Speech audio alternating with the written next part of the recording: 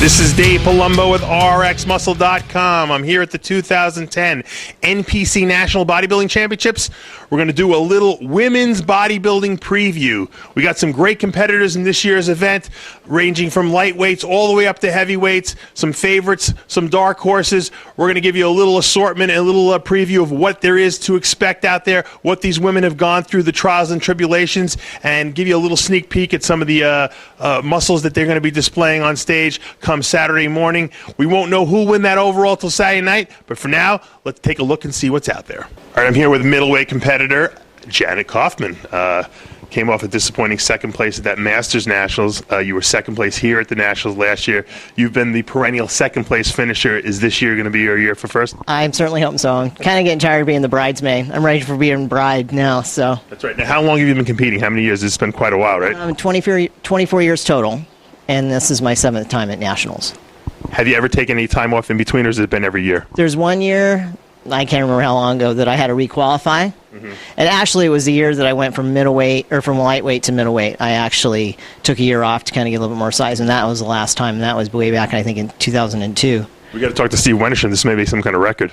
Yeah, I think there's a couple gals that may have me beat, but I'm getting there. I'm getting close. You and Tracy Mason were close. Yeah, Tracy and I have a lot in common as far as how many years we've been doing it. So.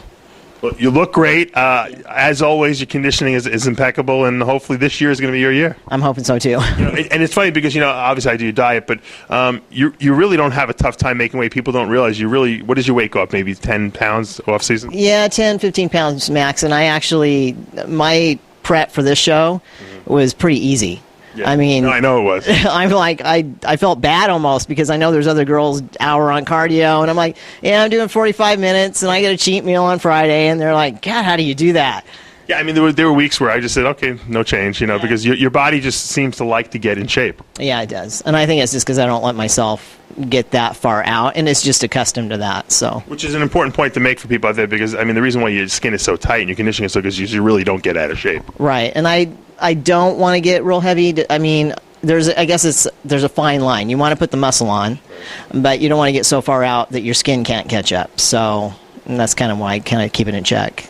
Middleweight competitor Janet Kaufman. All right, I'm here with Marina Lopez, lightweight competitor.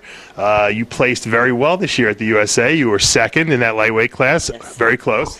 I was second behind Claire, and she deserved that win. She looked incredible, and I knew I needed to make some improvements, and that's when I decided to hire you and change my diet, and we made some improvements for sure. Well, you're looking very, very hard here, and no one's going to deny that you might be the hardest competitor in that lightweight class. Talk to us a little bit about the difficulties of doing so many shows in 1 year.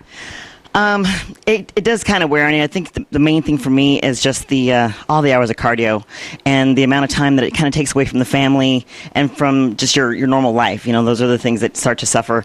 Every single show something happens where, I screw something up and forget to pay a bill or do something like that. And, of course, it happened this show as well. So you get so enthralled in what you're doing that it kind of becomes, it's almost too much. Well, you've been going a long time. You win the Junior Nationals, yes. Second at the USA. Now you're coming all the way here to the Nationals. You got to be driving. I know you're driving your husband crazy. I am, but we were like Archie Bunker family. We're like that anyway. So it's kind of the way it is in our household. Was it going to be nice to finally get to eat after the show? It's going to be wonderful to be able to eat. But I stay in condition year round as well, so it's not like I'm going to go crazy. Right. What's the name of your studio? My Lifestyle Boot Camp. All right, here with Margaret Agretti, women's lightweight class.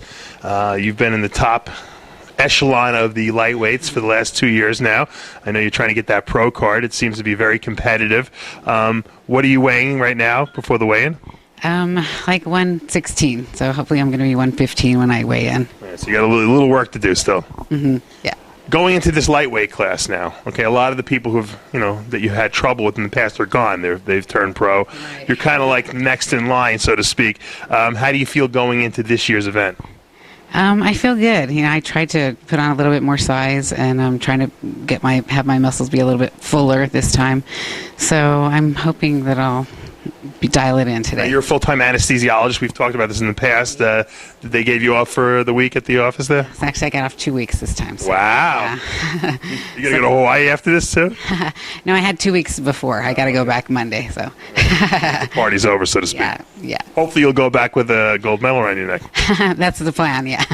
We're here with Suzanne Germano, the women's junior national overall champion last year. If a nationals, you placed fourth. I know you were happy, but you seem to have made a lot of improvements this year. Yeah, we decided we needed to do a little bit more upper body and get the arms bigger, and hopefully we're bringing a package that improved, which is our goal each year, to beat my look last year. So you're one of the more popular people on the RX muscle boards because you kind of chronicle all your exploits over the entire year. You know, dieting, off season. You have a very thorough journal. Is this something that you've been doing for quite a while? Yeah, I've been on the boards a couple of years, and I just think it's fun to see people's on and off season, and you know what they go through in both, and how they look on and off season, not just when they look their best. What's the heaviest you got this year? A little over 150. It's not too bad. And now you're about, what, 125? Yeah, should weigh in at 125. All right. Well, you got a pretty stiff class ahead of you come tomorrow night, or I should say Saturday morning. What do you feel your chances are going into this event? Do you feel confident? I feel pretty good. I mean, I did place well last year, and probably be same type of group, and you know, as long as I beat my look last year, we're happy, and let the judges decide from there. All right, we're here with Amber DeFrancesco in the women's heavyweight class here. Now, you finished what place last year? Second. You won the junior nationals overall. Yeah. Now, you were a figure competitor that switched to bodybuilding, what, 2 years ago? I switched. 07 was my first bodybuilding show, which was the Mr. Pittsburgh. So like 3 years. Yep. It seems like a lot of figure competitors are doing really well in the ranks of bodybuilding. Sarah Hayes, Juanique Jones. Right. Yep. You got to be next in line. I mean, looking at your conditioning here and looking what you did from last year to this year, it looks like you've made improvements. Thank you. That was my goal. I took it as an opportunity. I said, you know, I didn't win. Got to change something, so maybe let's put on some size. Is it discouraging to come in? I know personally, but is it discouraging to come in second place? It was my first second place at national bodybuilding. No. You weren't upset? I can't say I was upset. I really didn't know how to take it because it was my, first second. Right. So I'm a positive person, and I try not to be negative because where are you going to get with negativity? Sure.